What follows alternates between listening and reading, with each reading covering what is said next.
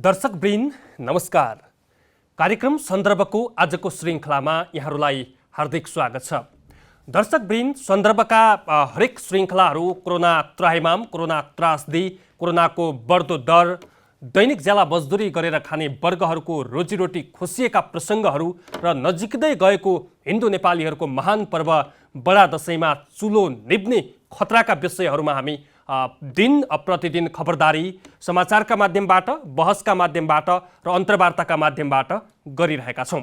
सरकारले पछिल्लो समय कोरोना महामारी रोकथाम तथा नियन्त्रणका निम्ति जति तयारी गर्नुपर्ने हो त्यति नसकेको र दिन प्रतिदिन कोरोना सङ्क्रमितको सङ्ख्या बढ्दै जाँदाखेरि देशको अर्थतन्त्र धराशयी भएको देखि विप्रेषणले धानेको देशको अर्थतन्त्रमा असर पर्ने किसिमका सवालहरूदेखि हरेक विषयमा चाहिँ हामीले कुराकानी गरिरहेका छौँ र बहस गरिरहेका छौँ र ती मुद्दाहरूलाई टेलिभिजनको स्क्रिन मार्फत उठाइरहेका छौँ र सम्बन्धित निकायसँग जवाब लिने प्रयत्न पनि गरिरहेका छौँ। दशैँ नजिकिएको छ, बडा दशैँ, मान्यजनहरूबाट टीका ग्रहण गरेर आशीर्वाद लिने दशैँ। तर यस पर्व, यस बेलाको दशैँ कोरोना त्रासका कारण केही फितलो भए तापनि हामी जो जहाँ छौँ र जहाँबाट भए पनि आफन्तहरूसँग प्रविधिको प्रयोग गरेर भए पनि खुसी साँटासाँट गरेर यो पर्व मनाउनुपर्छ भन्ने मान्यताका साथ र गरिबहरूको, विपन्नहरूको चुलो बल्नुपर्छ, दैनिक ज्याला मजदुरी गरेर खाने वर्गहरू, रोजीरोटी गुमाएर बसेका वर्गहरूको चुलो बल्नुपर्छ भनेर हामी नियमित रूपमा खबरदारी गर्दैछौँ। आज हामी एउटा विशेष प्रसङ्गमा फेरि पनि उपस्थित भएका छौँ र पछिल्लो समय मुलुकको राजनीतिक अवस्थासँग जोडेर यहाँको अर्थ राजनीति र कोरोनाको प्रभावका विषयलाई चाहिँ आज हामी उठान गर्ने प्रयत्न गरिरहेका छौँ र पछिल्लो समय अन्तर्राष्ट्रिय रूपमा नेपालको उपस्थिति कस्तो छ, कोरोना त्राहिमाममा विश्व नै स्तब्ध रहेका बेला कसरी चाहिँ देशको अर्थतन्त्रलाई उकास्न सकिन्छ, हाम्रो अन्तर्राष्ट्रिय सम्बन्ध, राजनीतिक सम्बन्ध, सामाजिक सम्बन्धका विषयहरू पनि अलिकति पेचिलो ढङ्गले उठिरहेका छन्। आज यिनै विषयमा हामी बहस गर्ने जमर्को गरिरहेका छौँ। आजका मेरा अतिथि हुनुहुन्छ डाक्टर चन्द्रमणि अधिकारी, अर्थ राजनीतिक विश्लेषक। डाक्टर साहब, यहाँलाई स्वागत छ कार्यक्रम सन्दर्भमा। हजुर, धन्यवाद। नमस्कार छ। नमस्कार डाक्टर साहब। कोरोनाको महामारी छ, जताततै त्राहिमाम छ, के छ अवस्था? सन्चै हुनुहुन्छ, आराम हुनुहुन्छ? ठिकै छु म अहिलेसम्म त। अब कोरोनाको दिन प्रतिदिनको बढ्दो दर, दशैँ पनि मुखमै आइसकेको परिस्थिति छ। अहिलेको जनजीवन तपाईँले व्यक्तिगत रूपमा एनालाइसिस गर्दा जनजीवन एकदमै प्रभावित र झन् विपन्नहरूको, रोजीरोटी गुमेकाहरूको त कष्टकर बन्ने देखियो होइन डाक्टर साहब? यतैबाट सुरु गरौँ। हेर्नुहोस्, तपाईँले बहुत राम्रो प्रश्न गर्नुभयो र सबभन्दा पहिले त अब यो घटस्थापनाबाट हामी अगाडि बढिसक्यौँ र चाडबाडहरूको श्रृङ्खला सुरु हुनु लागेको छ। त्यस कारणले गर्दा यो चाडबाड साबिकको अवस्थाभन्दा फरक छ। त्यस कारणले गर्दा यो चाडबाड अहिलेको अवस्थालाई मनन गरेर मनाऊ। सबैलाई शुभकामना छ। चाडबाड एउटा सांस्कृतिक पर्व मानिएको मनोविज्ञान पनि होस्, तर त्यसको जोखिम पनि नहोस् र त्यसबाट अहिलेको अवस्थामा त्यो बजेट जथाभावी खर्च पनि नहोस् र फजुल खर्च पनि नहोस् भन्ने सबभन्दा पहिला त सबैमा यो कामना व्यक्त गर्दछु। अब यहाँ जुन प्रश्न गर्नुभयो यहाँले चाहिँ नि यो खास गरी तल्लो स्तरको, निम्न वर्गको जनजीवन कष्टकर हुँदै गएको कुरा गर्नुभयो। अहिले मैले त यो जुन बेला लकडाउन सुरु भएको थियो त्यो बेलादेखि नै भनिराखेको के हो भने हामी यो अनिश्चितताको बिन्दुबाट हिँडिराखेका छौँ र विश्वको आर्थिक क्रियाकलापहरू 70% आर्थिक क्रियाकलापहरू निष्क्रिय भएर गएका छन्, बन्द भएका छन् र त्यो प्रभाव क्रमशः नेपालमा पनि अब पर्दैछ।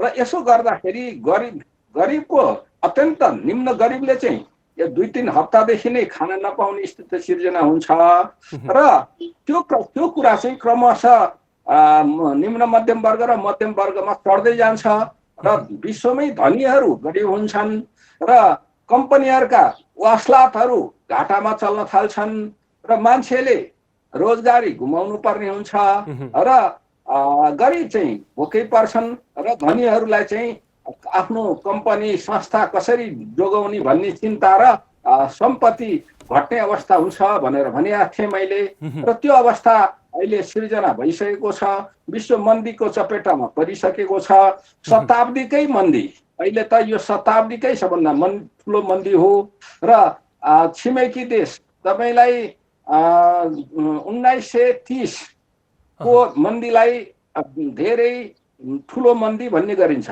त्यसपछि 2008मा आएको वित्त जुन चाहिँ नि ग्लोबल फाइनान्सियल क्राइसिस भनेर भन्छौँ, विश्व चाहिँ नि आर्थिक सङ्कट, त्यो दुईटैको चाहिँ प्रारम्भ युरोपबाट अमेरिकाबाट भएर अनि त्यसपछि क्रमशः युरोप हुँदै अन्य देशमा गएको थियो र त्यति बेलाको अर्थव्यवस्था विश्वमा एकीकरण भइसकेका थिएन। त्यसकारणले विश्व महादेशका आफ्ना खालका अर्थव्यवस्थाहरू थिए, अलिकति पृथकता पनि थियो, अलिकति आत्मनिर्भरता पनि थियो, अन्तर सम्बन्ध अहिले जस्तो थिएन। त्यसकारणले गर्दा एसिया, दक्षिण एसिया त्यसबाट कम प्रभावित भएको थियो र हामी पनि कम प्रभावित भएको थियौँ। अहिले चाहिँ त्यो प्रभाव चाहिँ बाट हामी पनि अछुतो रहन सकेनौँ। डाक्टर साहब, अर्को प्रसङ्ग जस्तो यहाँले कोट्याउन खोज्नु भएको, हामी चाहिँ हाम्रा घरमा भनौँ न नेपालीहरूको केही टुक्रा भए पनि जमिन छ, हामी अन्नलाई चाहिँ अलिकति साचेर पनि राख्छौँ, घर घरान भएका मान्छेहरू, पारिवारिक रूपमा बसेका मान्छेहरूलाई केही चाहिँ असहज नहोला भन्ने प्रसङ्गतिर हामी गयौँ। तर अहिलेको यो परिस्थिति हेर्दा, यो माहौल हेर्दा चाहिँ अरू देशको कन्टेन्टमा, जस्तो विश्व नै अहिले त कोरोनाको त्राइमाममा छ, अरू देशको सिनारियोलाई हेर्दाखेरि र हाम्रो नेपालको सिनारियोलाई हेर्दाखेरि चाहिँ भोकमरीको चपेटामा पर्ने दरलाई चाहिँ कसरी विश्लेषण गर्न सकिन्छ डाक्टर साहब? होइन, अब भोकमरीको चपेटामा पर्ने डर छ। किन छ भने हाम्रो आजभन्दा 30 वर्ष अगाडिको अर्थतन्त्र छैन। अहिले हामीले खास गरी 50को दशकपछि र 50को दशकपछि हामी खास गरी यो विप्रेषणमा आधारित वैदेशिक रोजगारीमा आधारित हुँदै गयौँ र हाम्रा हिजोका उत्पादनहरू घट्दै गए। हामीले उत्पादन गरेर दैनिकमा जुन वस्तु प्रयोग गर्थ्यौँ त्यो हाम्रो भान्साबाट, हाम्रो घरबाट, हाम्रो आँगनबाट ती विस्थापित हुँदै गए। यसको ठाउँमा नयाँ वस्तुहरू, नयाँ प्रविधिहरू आए।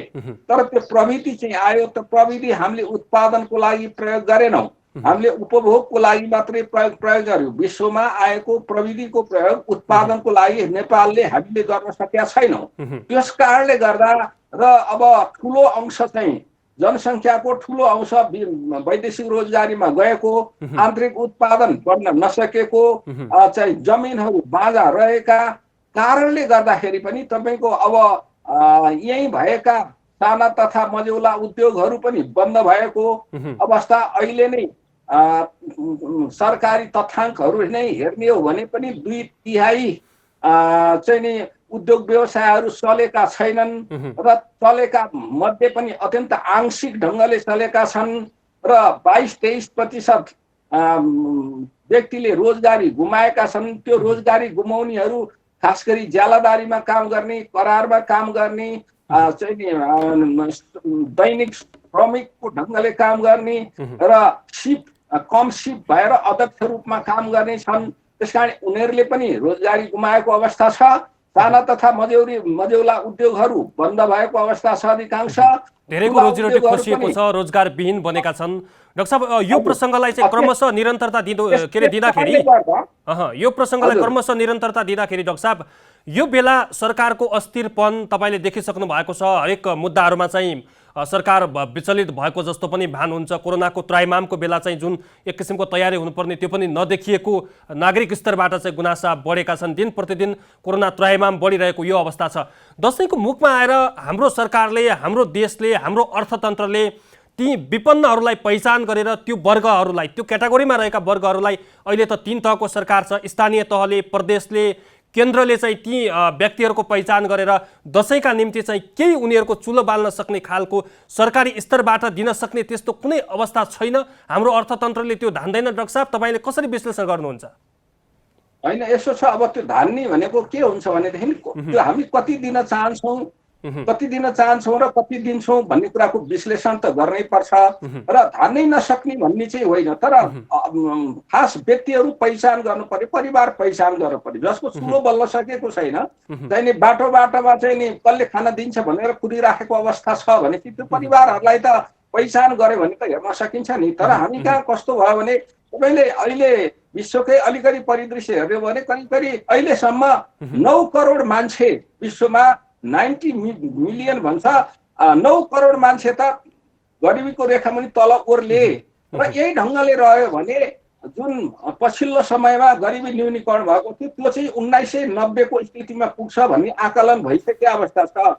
त्यसको प्रभाव त नेपाल पनि अछुतो रहने कुरा होइन, हामी कहाँ पनि त्यो गरिबीको संख्या बढ्ने धेरै सम्भावना भइसकेको छ।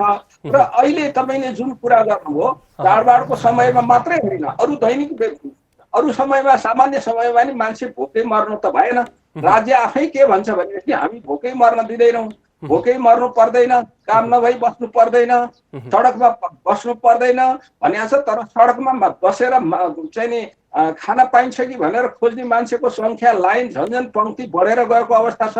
यो बेलामा तीनटा तहका सरकारले कुन ठाउँबाट हुन्छ, अब जस्तो बजेट आयो यसपालिको बजेट चालु आर्थिक वर्षको बजेट कार्यान्वयन हुने अवस्था छैन भनेपछि त्यो कार्यान्वयन नहुने एकातिर सरकार के भन्छ भनेदेखि राज्यको चाहिँ नि प्रतिवेदनहरू हेर्यो भने चाहिँ नि वैदेशिक मुद्रा चाहिँ नि व्यापक पर्याप्त मात्रामा छ, हामीसित शोधनान्तर स्थिति राम्रो छ, चालु खाता घाटामा बचतमा छ भनेर भनिराखेपछि त्यो अवस्थामा त सरकार भनेको त अभिभावक हो, संरक्षक हो। तपाईँको घरको परिवारको कोही व्यक्तिले तपाईँ अभिभावक हुनुहुन्छ भने त तपाईँले कसले खाना पायो, कसले लाउन पायो, कसले लाउन पाएन, लाउन पाउनेको बिचमा के अन्तर छ, कुन अवस्थामा छ, कुन रोगी अवस्थामा छ, कुन अपाङ्ग अवस्थामा छ, कसले काम गरिराखेको छ, त्यो हेर्ने काम चाहिँ राज्यको हो, सरकारको। त्यो राज्य भनेको सरकार हो, भनेको अभिभावक हो। अब यो अवस्थामा कतिपय खर्चहरू हुन्छन् जुन अनावश्यक रूपमा खर्च भएका हुन्छन् र बजेट चाहिँ नि खर्च हुन नसकेर बसिराखेको हुन्छ भनेपछि उनीहरूलाई काम दिएर कतिपय व्यक्तिहरू चाहिँ काम गर्न नसक्ने किसिमका होलान् र काम गर्न नसक्नेलाई काम गर्ने क्षमता नभएकाहरूलाई, वृद्ध होलान्, बिरामी होलान्, बालबालिका होलान्, उनीहरूलाई चाहिँ बिना पारिश्रमिकै परिश्रम गर्न नपरिकन तर जो चाहिँ परिश्रम गर्न चाहन्छ उनीहरूलाई चाहिँ परिश्रमको ठाउँ सिर्जना गरिदिएर भएन भने पनि पैसा त उनीहरूको हातमा त हालिदिनु पर्छ। अहिले एउटा चाहिँ दुई खालको चाहिँ नि सुविधा दिने अथवा भनौँ राहतको अहिले आवश्यकता छ। एउटा भनेको चाहिँ भोकमरीबाट बचाउने, अहिले रिकभरी गर्ने, दैनिकी चलाइदिने एक खालको, र अनि त्यसपछि उद्योग व्यवसाय सल्ली किसिमले जसलाई हामीले स्टिमुलस प्याकेज भनेर भन्छौँ, त्यस कारणले गरी त्यो रिकभरी प्याकेज र स्टिमुलस प्याकेज र लिभलीहुडको लागि, दैनिकीको लागि चाहिँ पहिलो प्राथमिकता दिनुपर्ने अवस्था छ। अब दिन अहिले चाहिँ के रह्यो भने यहाँले अलिकति कुरा पनि उठाउनु भयो।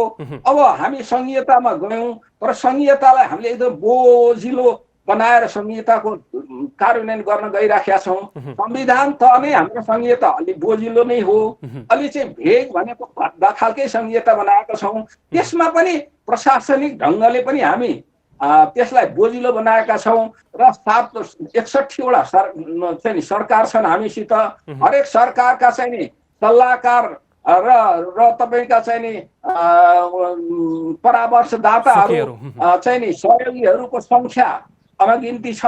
यस्तो यो ढङ्गले नि चल्छ र राज्य अहिले त बडा संवेदनशील हुनुपर्ने बेला, राजनीतिक व्यक्तिहरूले चाहिँ आफूलाई उदाहरणीय रूपमा प्रस्तुत गर्नुपर्ने बेला हो। त्यसकारण आफूले अभिभावकले पहिला आफूले भोकै रहेर पनि अरूलाई खुवाउनु पर्छ र अरूलाई खाइसकेपछि बाँकी बच्यो भने मात्रै आफूले खाने हो। अभिभावक अहिले पछिल्लो प्रसङ्ग नि डाक्टर साहब, जस्तो यहाँले कुरा उठाइरहँदाखेरि हाम्रो छिमेकी मुलुक भारतको कुरा गरौँ, छिमेकी मुलुक चीनको कुरा गरौँ, चीनले अहिले विश्व अर्थतन्त्रमा एक किसिमको फड्को मारिरहेको स्थिति छ, किनभने चीनमा पनि खान नपाएर भोका नाङ्गो भएर चाहिँ कति जनताहरूले चाहिँ हिजोका दिनमा दुःख कष्ट गरे।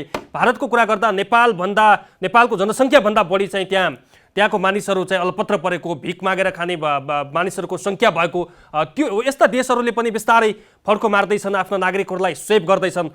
पछिल्लो समय नेपाली राजनीति र अन्तर्राष्ट्रिय राजनीति बीच चाहिँ देखिएको सन्तुलन वा असन्तुलनलाई चाहिँ कसरी हेरिरहनु भएको छ, जसको चीनको विषयमा होस् या भारतको विषयमा होस्? राजनीति भनेको दुई किसिमले चल्छ। एउटा चाहिँ विधानले, पद्धतिले चाहिँ नि संविधानले दोहोऱ्याएको हुन्छ, त्यसमा लेखिएका कुराहरू। अर्को राजनीति भनेको एउटा एथिक्स पनि हुन्छ। हिजो भर्खरै अस्ति 2 दिन अगाडि यो अन्तर्राष्ट्रिय एथिक्स डे भनेर विश्वमा मनाइयो। अब जस्तो उदाहरणको लागि मैले के भन्छु भने यहाँ एउटा अहिले कुरा के आयो भने त्यो प्रदेशको सांसदहरूले दसैँ भत्ता लिनुभयो भनेर कुराहरू आयो अहिले। ल अब कानुनले एउटा त उहाँहरूले नै कानुन बनाउने हो। एउटा पहिला उहाँहरूले के ख्याल गर्नुपर्छ भने हाम्रो संविधानले के भन्छ भने 1 पैसा पनि कानुन नभइलाई तिमीले खर्च गर्न पाउँदैनौ। कानुन नबनाइकन 1 पैसा ऋण पनि लिन पाउँदैनौ। कानुन नबनाइकन 1 पैसा कर पनि लिन पाउँदैनौ भनिसकेपछि पहिलो त कानुन बनाउनु पर्छ। अब कानुन बनाउँदाखेरि पनि के ख्याल राख्नु पर्थ्यो भने अब अहिलेको कानुन बनाएरै त्यो कुरा लिने हो भने नि अहिलेको हाम्रो अवस्था के छ? हामीले प्रतिबद्धता जाहेर गरेर प्रतिनिधित्व गरेर आएका जनताहरूको अवस्था के छ? अब कर्मचारीहरू खास गरी शिक्षक कर्मचारी प्रहरी निजामती सेवा संस्थानका कर्मचारी सरकारका संस्थामा काम गर्नेहरूले त अहिलेसम्मलाई दसैँ खर्च अथवा अन्य भत्ता पारिश्रमिक पाइराखेका छन्।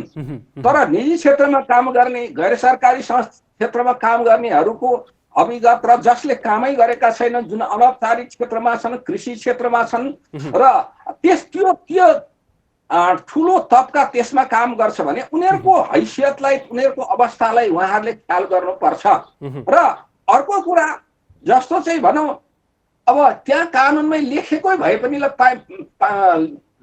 लेखेको भए तापनि एउटा त्यो आदर्शले आफ्नो जनतासितको चाहिँ नि प्रतिज्ञाले आफ्नो जनताप्रतिको चाहिँ नि लोयल्टीले नदिने कुरा हो भने अर्कातिर होइन त्यो शीर्षकमा नभने पनि अर्को शीर्षक त छँदैछ भनेर यस्तो किसिमले चाहिँ नि राज्य कोषबाट पैसा खर्च गरिदिँदा के हुन्छ भने राज्यप्रति अहिलेको व्यवस्थाप्रति सरकारप्रति सरकारमा रहेकाहरूप्रति जनविश्वास गुमेर जान्छ।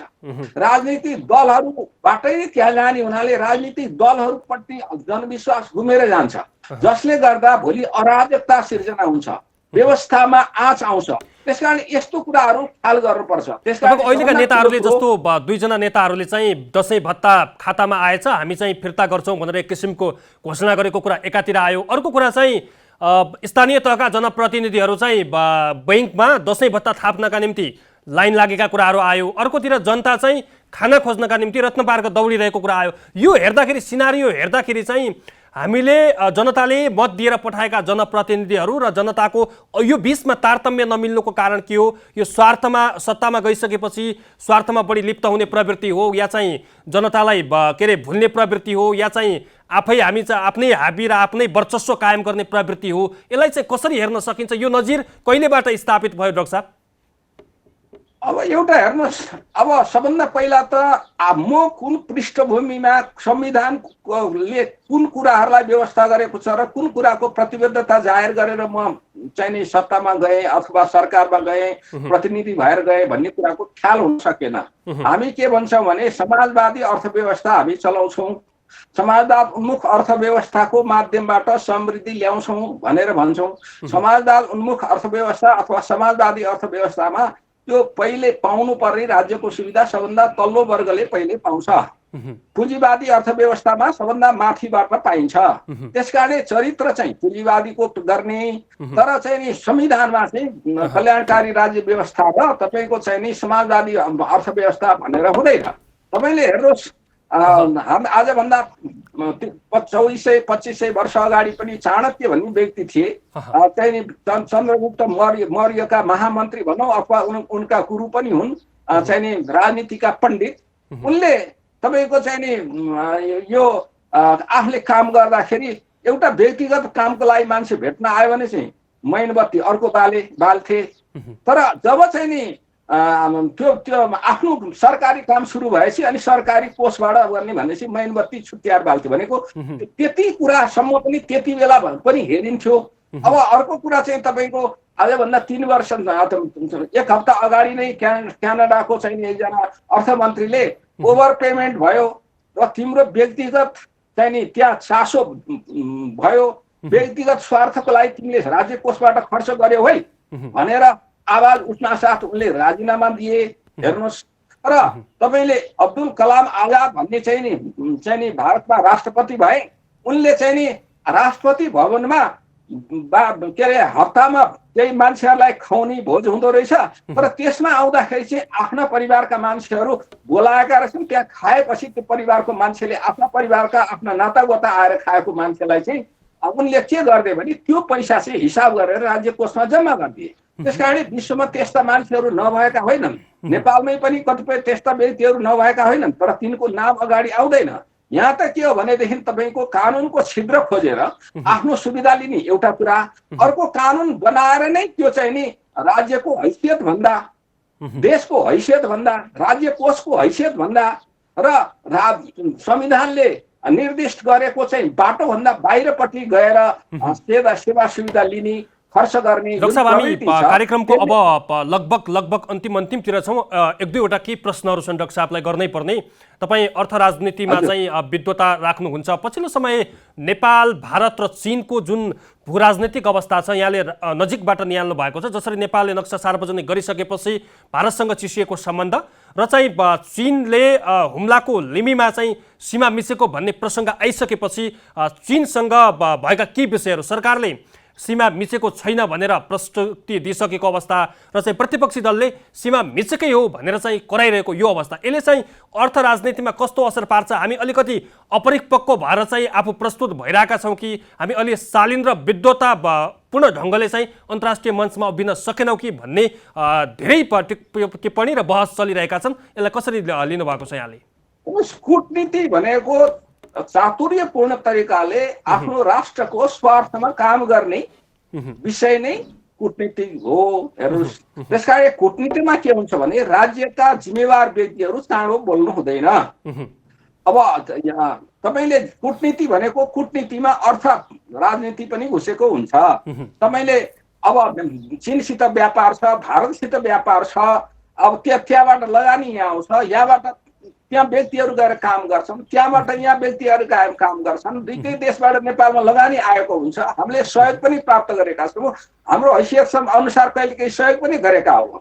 यो सबै कुरा के हुन्छ भने अर्थ राजनीति र परराष्ट्र सम्बन्धसित जोडिएको विषय हुन्छ।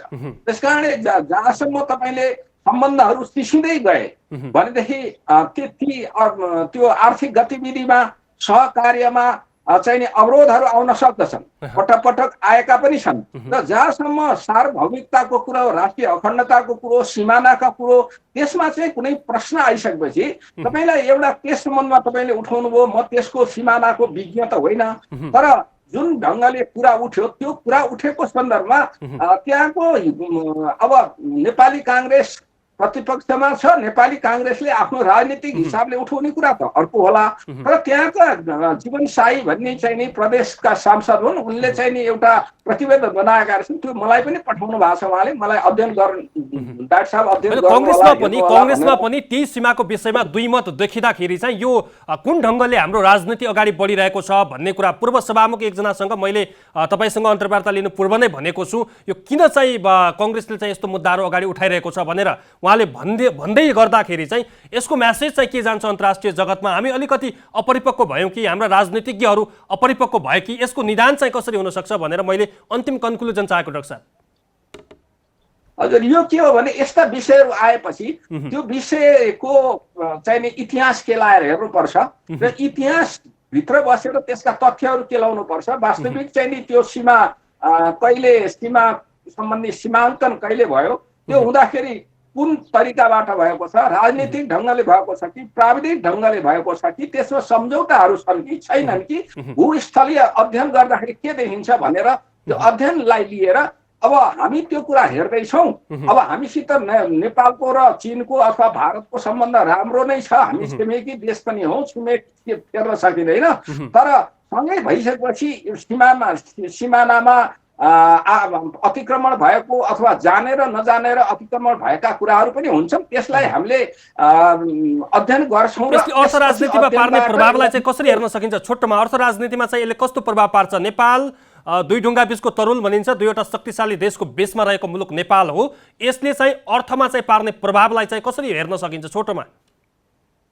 अब त्यस कारणले गर्दा त्यो आधारमा बोल्नुपर्छ। हेर्नुहोस्, अब यसले प्रभाव पार्ने विषय भने चाहिँ कुरा के हुन्छ भने तपाईँले चीनले पनि आफ्नो स्वार्थ हेर्ने हो। भारतले पनि संसारमा सबै देशले पहिलो स्वार्थ आफ्नो हेर्ने हो। आफ्नो स्वार्थ पुरा हुँदाखेरि छिमेकीलाई केही फाइदा हुन्छ भने फाइदा दिने हो। त्यस कारणले गर्दा चीनले हामीलाई कुनै माया गर्ने भन्ने पनि हुँदैन, भारतले हामीलाई माया गर्ने अथवा चाहिँ माया नगर्ने भन्ने कुरा पनि हुँदैन। राष्ट्रिय स्वार्थ सबभन्दा पहिलो हुन्छ। यस्ता विषयहरू चाहिँ नि अपरिपक्व ढङ्गले आयो भने तपाईँको अर्थ राजनीतिमा उनीहरूसितका सम्बन्धमा र सीमाको सन्दर्भमा पारवहनका विषयमा तपाईँको व्यापार अन्तर्राष्ट्रिय व्यापारको विषयमा सहयोगको विषयमा पनि प्रभाव पर्छ र हामीले एउटा यो खालले जान्छौँ अगाडि बढ्छौँ अर्थ राजनीति सम्बन्ध यसरी कायम गर्छौँ भनेर भनिराखेका सन्दर्भमा त्यस्ता कुराहरूमा अवरोध आउन सक्छ र हामीले जुन अपेक्षा गरेका कुराहरू प्राप्त गर्न नसकिने अवस्था सिर्जना हुन सक्छ। यहाँको महत्त्वपूर्ण समयका लागि म डाक्टर साहबलाई धेरै धेरै धन्यवाद दिन चाहन्छु। बडा दशैंको शुभकामना पनि यहाँलाई। मेरो पनि सम्पूर्णलाई हार्दिक मङ्गलमय शुभकामना।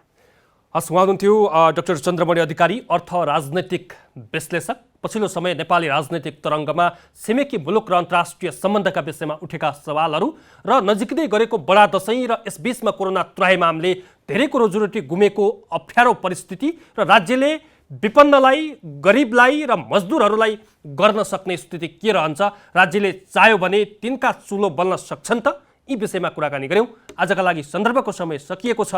खेम्बम बिदा हुन्छु। नमस्कार।